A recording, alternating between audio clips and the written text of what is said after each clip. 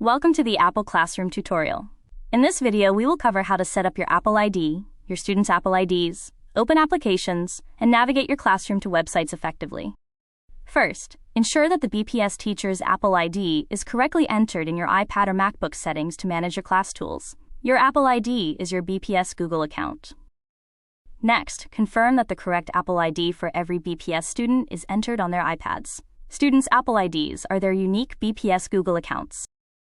Let's learn more about some Apple Classroom features, including opening apps, navigating to websites, locking iPads into apps, and unlocking them.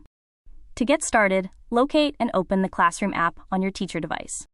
Once the app is open, you will see a list of your available classes. These come directly from your Aspen classes. Select your class from the dashboard to begin managing your students' iPads. You are now in the class view, where you can see all connected student devices.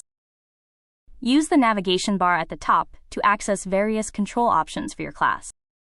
To open the same application on all student devices, tap the Open icon. A selection window will appear, displaying the applications that you can launch on the student iPads. If you want to ensure students stay focused, toggle the Lock-in app after opening switch to On. Next, choose the specific application you want your students to work on by tapping its icon. The app will now begin opening simultaneously on all connected student iPads. Once complete, you will receive confirmation that the application has been successfully opened on the student devices. You are now ready to begin your lesson. If your students' iPads are locked into the app, you can easily unlock them all at once using the Unlock icon. Locate and tap the Unlock icon in the top toolbar to begin the process. A confirmation window will appear. Simply confirm the action to proceed with unlocking the iPads. Once finished, you will see a confirmation message indicating that student iPads have been successfully unlocked. Now let's look at how to guide all students to the same web page during a lesson.